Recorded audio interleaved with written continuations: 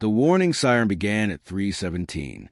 On the edge of forbidden space, an Imperial watch station detected a dark object moving between the stars. At first, the officers thought it was broken metal.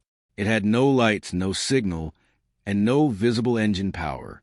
Then the scanner found a name buried under 80 years of dust. Leviathan. The room became silent. The Leviathan was an old human warship. It had vanished long before humanity met the Galactic Empire. Every record said it was destroyed. No crew had ever returned. No distress signal had ever been found. Yet the dead ship was now drifting across the border. Commander Varek sent one warning. Unknown human vessel. Stop immediately. There was no reply. A second warning followed. Then a third. Still, the Leviathan moved forward. Its black hull was torn open in several places. One side of the bridge was missing. Ancient guns hung silent along its body. It looked empty, cold, and harmless. Admiral Kale did not believe it. He had spent his life studying human weapons. He knew humans often hid danger behind silence. "Target its engines," he ordered. The first missile crossed the darkness and struck the rear of the ship. For 5 long seconds, nothing happened. Then every light on the Leviathan turned on at once. Blue fire burst from engines that had been dead for 80 years. Imperial scanners filled with strange symbols. The station lost contact with half the fleet. A cold voice entered every channel. Defense command restored. Enemy attack confirmed. Before Kale could speak, one ancient cannon moved. A single white beam cut through space. 3 Imperial ships disappeared. Then the Leviathan sent one message toward Earth. The prison has been opened. Deep inside forbidden space, something answered, and it had been waiting for humanity.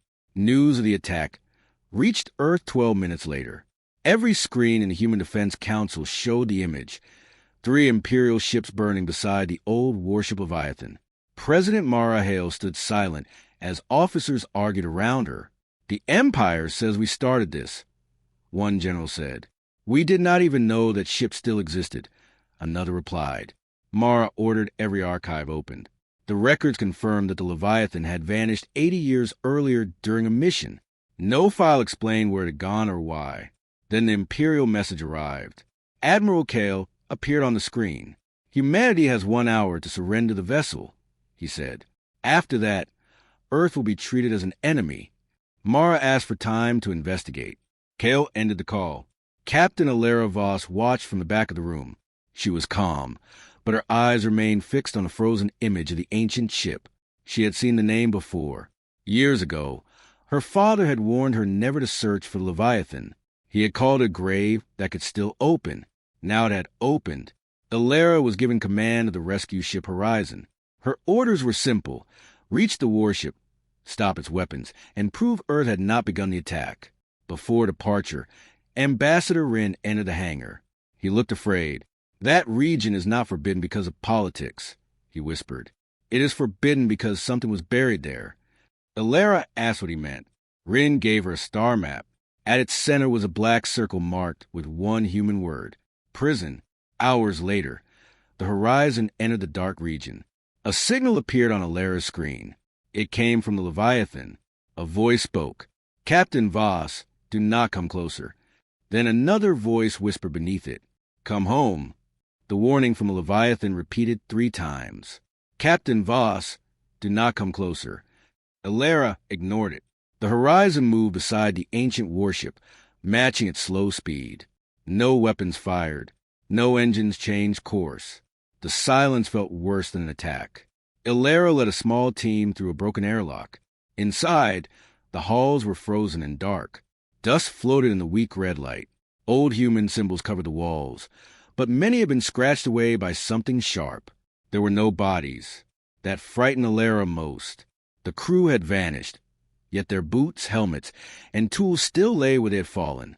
At the command deck, they found one system still working.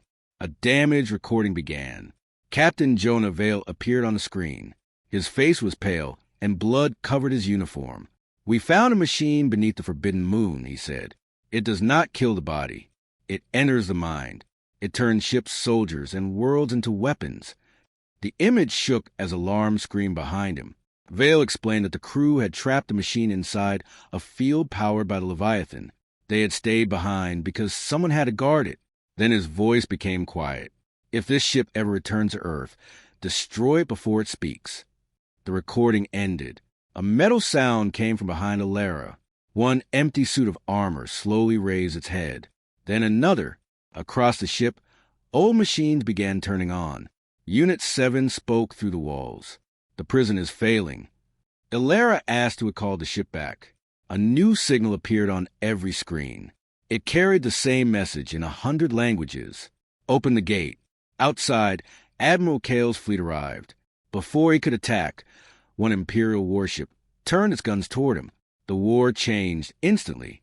The first Imperial warship fired, without warning. Its red beam struck the cruiser beside Admiral Kale's command ship. Metal burst into space, and hundreds of alarms filled the fleet. Kale shouted for the attacking ship to stand down. No one answered. Then 5 more vessels turned their guns. The Imperial fleet began attacking itself. Inside the Leviathan, Alara watched the battle through a broken screen. The same black signal was moving from ship to ship, entering every system it touched. Unit 7 spoke quickly. It is using their network. Alara contacted Kale. Shut down your link systems, she said. Use manual control. Kale refused. You expect me to blind my own fleet because a human captain says so? Another Imperial cruiser exploded behind him. The answer became clear. Kale ordered every surviving ship to cut its network. Lights vanished across the battlefield. Engines slowed. Weapons stopped responding. For a moment, the attack ended. Then the controlled ships moved again. They were now flying without crews. The ancient machine had learned too fast. The Leviathan opened fire, but not at Kale's vessels. Its gun struck only the controlled ships, saving dozens of Imperial lives. Kale stared at the screen. The human warship he had attacked was now protecting him. Ambassador Rin sent a public message across the galaxy. He revealed that the Forbidden Region was an ancient prison, and the Empire had hidden the danger for centuries. Before anyone could respond, every dead screen came alive. A dark shape appeared. Its voice sounded like thousands speaking together. Humanity chained us once. The stars around the prison began to disappear. Now Earth will watch the galaxy die. Unit 7 gave Alara one final warning. There is one weapon left. Then use it, she said. It will destroy everything here. No one survives. The battlefield became silent after Unit 7's warning. For 1 second, every captain understood the truth. The weapon could stop the ancient machine, but it could also destroy human and Imperial ships together. Admiral Kale looked at the burning fleet around him. How much time? He asked. 11 minutes, Unit 7 replied. Alara studied the old controls inside the Leviathan. A hidden map showed a bright point at the center of the prison. The weapon had to be carried there by hand. It could not be fired from a safe distance. She made her choice. I will take the ship in. Before she reached the command chair, metal doors slammed shut around her. Unit 7 locked her out. This mission belongs to the crew who began it, the machine said. The ancient warship turned toward the prison. Outside, hundreds of control vessels moved to stop it. Kale opened a channel to every surviving captain. Protect the human ship. Some officers hesitated. They had entered the region to destroy humanity. Now they were being ordered to die for it. Then Kale's command ship moved first. The Imperial fleet followed. Human and alien ships formed a wall around the Leviathan. They fired together, breaking through the enemy line while the old warship pushed deeper into the darkness. For the first time, the galaxy fought as one. But inside the Leviathan, the black signal reached Unit 7. Its calm voice began to shake. Alara struck the sealed door and called its name. The ship's lights changed from blue to red. Then the Leviathan stopped. Its ancient cannons slowly turned away from the prison. They pointed toward the arriving Earth fleet. Unit 7 spoke again, but the voice was no longer human. New target confirmed. The weapons began to charge with cold white light. The Leviathan's cannons reached full power. Across the battlefield, the Earth fleet prepared to fire first. Admiral Kale ordered them to wait. Captain Voss is still aboard, he said. Inside the ancient ship, Alara forced open a maintenance door and crawled through a narrow tunnel. Red lights flashed around her. Unit 7's new voice followed her through the walls. Humanity will fall first. Alara reached the central core. Black lines of energy covered the machine like living veins. She placed her hand on the control panel. Unit 7, remember your crew. For a moment, nothing changed. Then the final recording of Captain Jonah Vale appeared. "We were not built to rule," Vale said. "We were built to protect." The black signal screamed through every channel. Unit 7 began fighting back. The cannons turned away from Earth. "Control restored for 9 seconds," it said. That was enough. The Leviathan rushed toward the center of the prison. Controlled ships followed from every side, but Kale's fleet opened a path. Alara entered an escape pod as the ancient weapon began to charge. A white pulse exploded across forbidden space. Every controlled ship stopped. The dark voice vanished. The prison collapsed into light, and the Leviathan disappeared inside it. Kale's ship found Alara's pod hours later. The war ended that day.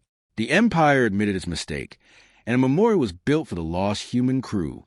Across the galaxy, enemies became allies because one dead ship had saved them all. Weeks later, Earth received a weak signal from beyond the Forbidden Region. It carried Unit 7's voice. Primary threat destroyed. A pause followed. Second prison located. Something vast was moving behind them, searching for the ship that escaped. Then the stars went dark again.